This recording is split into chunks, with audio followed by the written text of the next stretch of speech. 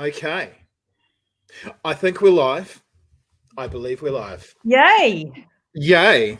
I have got as a guest today, so we had Lisa Tamati earlier on today, who's just, and you've met Lisa, haven't you, before? I have. She's just so epic, that woman. And I've got a very good friend of mine on now, and her name is Bridgette Jackson. Hi, Welcome, everyone. Bridgette. Thank you, Shaun. What a privilege. And I met Bridgette a couple of years ago, and automatically said to her, I didn't know her background or anything. I said to her, "You're going to be a speaker for us one day at Essential Talent." And it was at a Nurture Change conference in Hawaii. Nurture Change conference in Hawaii, and you are. But that isn't her biggest claim to fame by any stretch, joining Essential Talent, as we are all about to find out. So I thought, just going on the back of having a chat to Lisa about mental toughness, I thought, because we were going to have a chat tomorrow, but I thought, actually, we really want to chat to you today because when I think of you, the word that comes to mind is resilience. That's I think you're a very resilient person, as well as being an enormous a number of other things as well. You're very kind and very cool. But thank you. The first word that comes to mind is resilient. So I thought that we would go back, and I think if it's okay, we might start at. Oh, by the way, should I introduce Bridgette? Bridgette is the founder of Exes and Exes Online. Is that correct? That's right. Yes. Yep. But she has done so many other things. So maybe we could kick off with what you did in Australia. Is that a good place to start? Absolutely. So I was married at the time, and my ex-husband and I were working for other people. Who's that? Is that yours or mine? What's it? Oh, that's yours. That's your phone ringing, not mine. Tell them to listen in. Go away, whoever you are. Hang up. We're doing an interview. It's coming through on my computer. Oh God! Quick, turn them off. Stop it. I don't think it's mine. No, it's yours. Are you sure? How embarrassing! No. It is embarrassing, but this is embarrassing is what we do. Okay. So sorry, Bridgette. Hopefully that won't happen again. No problem. Just delete them as a friend if they do it again. All the viewers are going, oh, this is so predictable. This is so So let's start off from Australia. Let's do that. Tell us about that. Okay. Well, my husband at the time, or my ex-husband now, we decided that we were sick of working for other people, and we were in our mid-20s. We had just got married, and we thought, well, why don't we set up our own business in Australia? So we looked at what Crisco hampers were doing and thought, well, why don't we take one of their franchises in Tasmania? And so we were looking at that. And then we thought, well, actually, let's not do that. Let's just set up a whole new business in competition to Crisco. So we did that. We started really what you need to do when you're launching does anyone know what Crisco does? Or our business was called Castle Hampers? I think most people know Crisco, yeah. Right. Okay. Well, we competed against them, basically the same direct debit model, focusing on the mass market, the low income earners. So we launched our first magazine, our first direct mail catalogue as it was then. There was hardly any internet. Internet wasn't really around in the early 2000s. We launched it late, so we hardly got any customers, and we thought, oh no, help, and then we kept going, and things started to really improve. We then decided that we needed to put alcohol into our hampers, so we moved to Victoria, because it was going to cost $20,000 and take 6 weeks, as opposed to living in New South Wales costing $300,000 and taking 2 years. So we packed ourselves up. We moved into a hardware shop. We lived above the hardware shop. The bedroom didn't even have a door. And we started employing people downstairs. We couldn't afford hampers, so we just we couldn't afford groceries, so we just ate the hamper product. We drove a $200 Blue Assassin car, and one door worked. I know, right? So we'd have to, when we'd go to suppliers meetings, we'd have to park it around the corner because it was really quite embarrassing, you know. So and we couldn't afford to pay for the heating, so we'd be all sitting in the call centre, wrapped in midwinter Melbourne in our sleeping bags, and so were all our staff, which was, you know, an incredibly interesting and surreal time. We worked 24/7 pretty much, as you do when you set up a business. And we put in $25,000 into the business. Before we left our jobs, we got about, you know, loads of credit cards, so we could, you know, pay Peter to rob Paul to pay Peter and all of that sort of business. And so it was really the hard yards, and we'd be answering the 24/7 phone line, you know, at 2 a.m. And we actually became really wonderful friends with these customers of ours, and it was really fantastic. And then we decided we want to do more than just deliver Christmas hampers. So we set up the Castle Savings Club, where people could save via direct debit for a bike or a TV. And, you know, in the early 2000s, that was really incredible.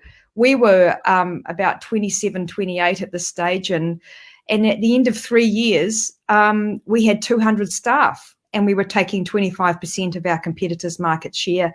And it took me to realize this, but having all these staff, and you're walking down the hallway and suddenly all these staff are moving so the bosses can, you know, go down the hallway first, was quite surreal, really. We were a lot younger than a lot of our staff, and was a really very incredible experience to have. We kept getting made offers, multiple offers from our competitor. And then after our sixth offer, we accepted it. So we sold our business for Australian, you know, I don't know, about $35 million.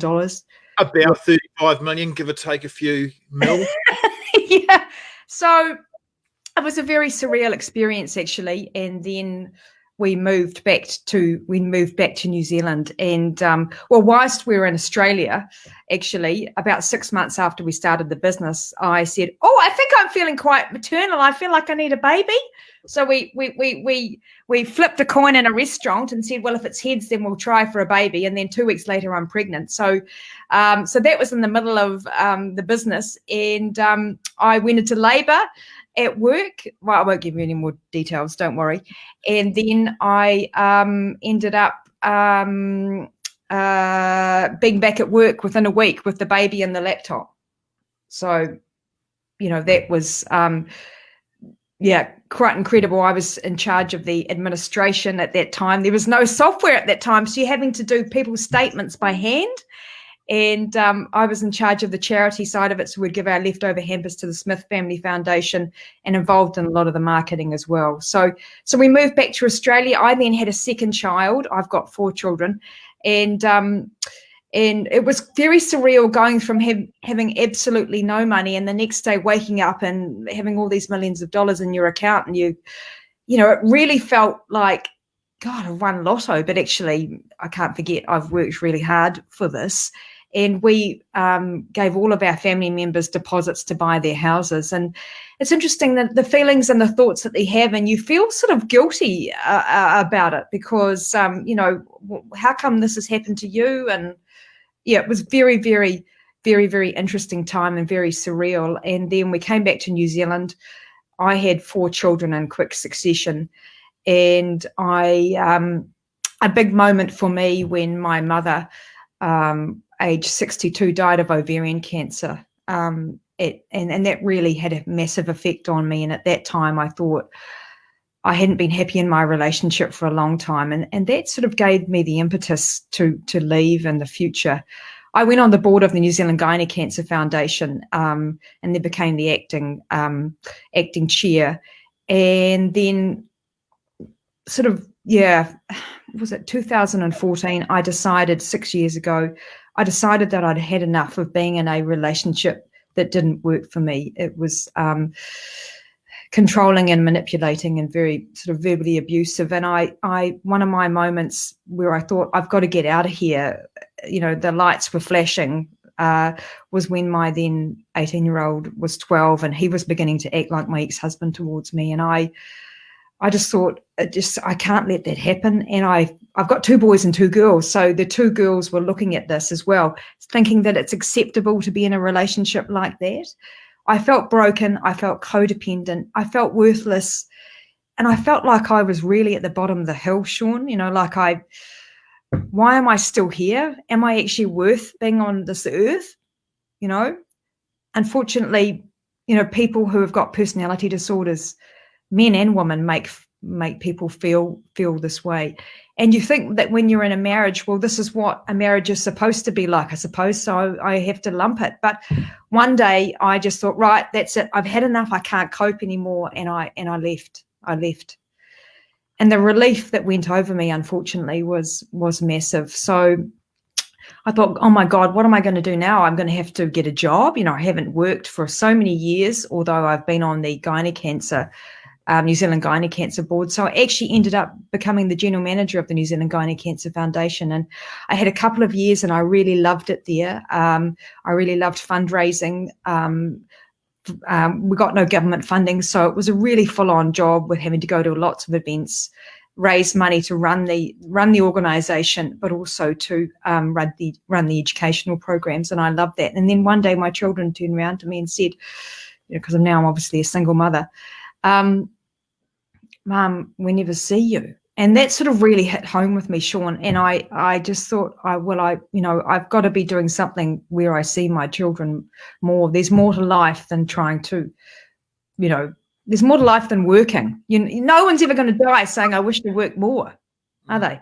So anyway, well, sorry to butt in, but you always say this to me. You always say, Shaun, there's so much more to life than money. And that's from someone who, you've been on the bones of your backside, you've then had millions, and you've always been very consistent. When I think of you sort of, you're an entrepreneur. You always want to build things, but you're not a very materialistic person in my eyes. You don't place huge importance on the actual money itself, do you? No, well, you know what? I was my unhappiest at my richest, Now listen to that. Yeah, there you go. I would go out to try and make myself happy. I would go, extensive wardrobe of clothes, and I had no budget and a, credit card with unlimited on it. And, I would go out and buy myself yet another dress, and it would give me two minutes of joy, and then I would feel really unhappy again. And I think that, to me, having really good relationships, having really strong relationships with each other, and actually treating each other with respect and integrity. And I've always, one of my sayings is, treat people the way you want to be treated. That's what's really important to me. And that's how I live my life. You've got to be real, and you've got to be authentic, and you've got to be you. You can't, in my marriage, I felt like I was, trying to be something that I wasn't. Trying to be perfect. I was always trying to be perfect, and I was never able to live up to that expectation, because actually perfection doesn't exist. I worked out one day, so you've just got to be yourself. I can't be enclosed in this little box and be told to shut up because you're laughing too loud. This divorce was one, and I know that you don't mind talking to me about it, or us. It was one hell of a divorce, wasn't it? As far as getting to settlement, can you talk us through that? Because this is where I think stories like this, when we share them with people, it gives you a bit of hope, I suppose. It's a story of resilience, as far as I'm concerned. Do you want to just share a little bit about that? I think what you're comfortable with, but I know you're very open. Sure. Absolutely. Well, my divorce ended up being very, very high conflict, unfortunately. And in the end, I ended up spending about $600,000 to get a settlement, which took 5 years, 1 week and 3 days to be exact. And unfortunately, it took a huge emotional toll on me and my 4 children, and physically, emotionally.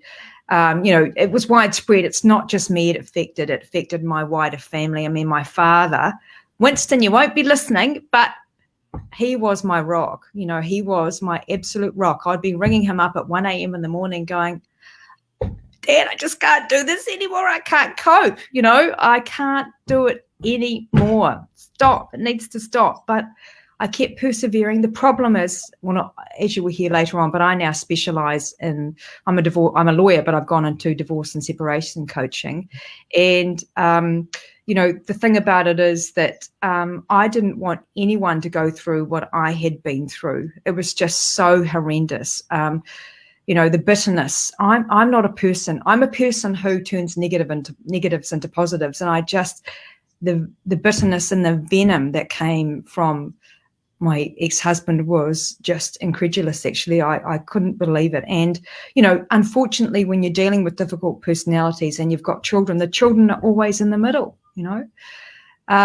So I did go downhill for a little bit, and my family pulled me back up, and friends. Very lucky to have lots of supportive friends and family. All my family live in Melbourne. And so that was the start of that. I became the general manager of the NZ Gynaecological Cancer Foundation. And then Helen Robinson, who's the founder of All Organic Initiative, said, Bridgette, come and work with me. Because we were collabing, obviously, because we both deal in vaginas. Sorry if no one's, cover your ears, but vaginas. There's nothing wrong with the word vagina. There's 91 different ways to describe it. Did you know that? Sorry, what's that? There's at least 91 alternatives to vagina. We won't get started on those, though. But. I believe that. So let's go through them now. Vagina, penis, whatever. Yeah, body part. Go on. Yes, sausage go on. Wallet. Yeah, sorry. Sausage wallets. All of a sudden, we've got hundreds of people now tuning in. Bridgette is now going to tell us the 91 words for vagina. No, let's get back on track. We get back on track. So I was head of relationships at Organic Initiative for a couple of years, which I really loved. But during this time, obviously, I'm still continuing with my divorce and writing numerous affidavits and staying up late. And it was becoming a job that I didn't really actually enjoy. So that was a really challenging time. But things got even more challenging for me and my family. So on the 1st of September 2017, my daughter, aged 13 then, she's nearly 16 now, and unbeknownst and horrifically, she got a random virus and got admitted with her organs and shut down, and they said to us that she's likely to die in the next week. And, nothing really can compare to potentially facing the mortality of your own child, not even the worst divorce in the whole world, nothing. To think that possibly your child is going to die before you and you're in intensive care with them night and day, for months and months and months. A big shout out to Starship and all the wonderful doctors and nurses there and everybody, because they were absolutely incredible and they saved my daughter's life. They tried to put a pacemaker in, but that failed, and they just said she needs to have a heart transplant in the next couple of months, otherwise she will die. And we were very fortunate because she was on the list for Australasia, and she got a heart within a week, and she's just amazing now. And the community support that I had was just incredible. People were delivering freezers full of food, and people were saying to me, Bridgette, you give back and do so much for everybody else that it's now your time. And this was a difficult time because here I am being in hospital full-time with one child and having to get an au pair in to look after the other three, and it was really difficult. It was a huge experience that affected us, the whole family, hugely. The positives out of it are that my daughter said to me, Mum, I realise now how wonderful you are as a mother. You are. You're amazing. Thank you. I shouldn't be crying on this. No, it's okay. It's that kind of show. No, that's so sweet, honey. You're brilliant. So she's the one who does all the folding, Absolutely wonderfully, perfectly folding every single day. And Mum, what else can I do to help? Because she realizes that, Yeah. Yeah. So I was there every night, staying in her room in that bloody fold-out bed. My back's never been the same, and but a massive experience. And I wouldn't wish it on anybody. I really wouldn't. So, while we are in this lockdown, make sure that you enjoy and spend time with your kids and your family, and tell each other that you love each other. Hug each other and love each other. Tell us about. I'm getting a bit. You're teary-eyed. No, you're amazing. Hey, why don't you tell us a little bit about this business that you've founded, because you're helping it. Once again, it's interesting because there's 100 different businesses that you could have started, but you've done because it's true. But you have done this because you want to help people. So tell me, talk us through this business. So obviously the divorce for me was taking not months, but years and years and years, and was dragging on, and the effect that it had on me and my children was huge, and generally not in a positive way. So I thought, well, there's a massive gap in the market here, and I want to find the solution, because I don't want people to go through what I've been through in terms of my divorce and separation. It needs to be cost effective. It needs to be timely. It needs to be equitable settlements. The negativity of divorce and separation can actually be viewed as positively, and I wish so many people have said to me, I wish I had a separation and divorce coach when I was going through my divorce and separation. Where were you 5 years ago? So I have got a face-to-face, well, at the moment it's a Zoom business, face-to-face business who helps people go through divorce and separation as their thinking partner, and they're guiding them through, being their sounding board, holding their hand. A lot of coaching on toxic exes, how to communicate with toxic exes, preparing parenting plans, preparing for mediation, because I'm a trained mediator as well. I'm also training as a grief coach and a relationship coach, because I think what I would actually like to see is people not to be at the end of at the bottom of the hill getting divorced and separated, but actually being able to, some relationships aren't salvable like my own, but who actually, prepare, they actually have an agreement when they get together and they're serious with each other. So in case they do divorce and separate, so there's an agreement in place, more than just a prenup. So if that does go down that road, then it's already there without the fighting, when they're in a good space, Shaun, Yeah. So those of you who have just tuned in, sorry to interrupt. Sorry. I'm with Jackson, my wonderful friend that I call Biddy. Well, everybody calls him Biddy, who's the founder of Equal Exes, and we're talking resilience. She's been through a lot in her life, but look at the smile. Look at the smile. There's always a smile there. Well, there's always, as I said, Shaun, there's always a positive in every single negative. And I, even at my worst times in my life, I'm like, there's got to be some sort of positive in this big, huge, damn negative, So I got contacted I was getting contacted by a lot of people saying, can you help us? Can you help us? And I thought, well, why don't I start an online business that focuses on everyday Kiwis, because they need a lot of help too, not just the high net worths, the difficult personalities. It's also everyday Kiwis that need help. So I'm launching the membership program in the next week or so, which will be $10 a month. There's masterclasses and there's workbooks and content, expert advisors. There's also funding available if people need that. I work with a funder, and online certainly is the way to go. And I'm really looking forward to helping people as they go through, as they navigate their journey online. And for me, online works now, because a couple of weeks before lockdown, I sort of had a couple of surprises. So obviously, the virus, which is affecting us all in some way. It's a difficult period, but not even a couple of weeks before that happened, I unexpectedly have now got full custody of my 4 children. So, that's certainly been an interesting time, and it's a positive thing because they're in one stable home and one environment. And, and I think, I don't know, I have such huge love for my children and want the best for them because they have been through a lot. And having my own businesses makes it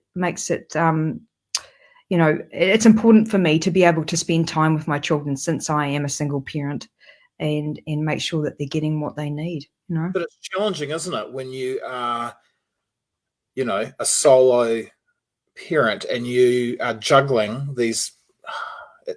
Like when I separated from my wife, and God, I hope she doesn't get upset that I'm mentioning her, but she is she is a fantastic mother. You've always said that, yes. Yeah, absolutely brilliant. Very, very lucky. And I was a pretty bloody useless husband, to be honest. And it wasn't until I left, or the two of us separated, that I think blokes in particular can actually just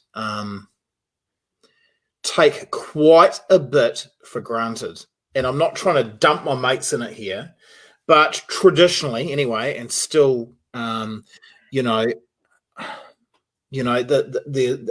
woman in the relationship does seem to do a lot of the picking up, dropping off the kids at school, juggling all this. I've got a full-time job. I think these days a lot of relationships have changed and it's a lot more equal. But, it's just what I notice is even just, dropping the kids off to school, picking them up, making dinner, running a business. You're juggling a lot, aren't you? Well, you are, but I make dinner now because because I was making dinners and they wouldn't eat it, and then I'd be doing the dishes, and I'm like, I don't think so. So now they do they do their list for the grocery. I'm being a bit slack on that. I sat down and had a family meeting, and I said, the Jackson 5, we're all in this together. It's not just me. This is not hotel mum,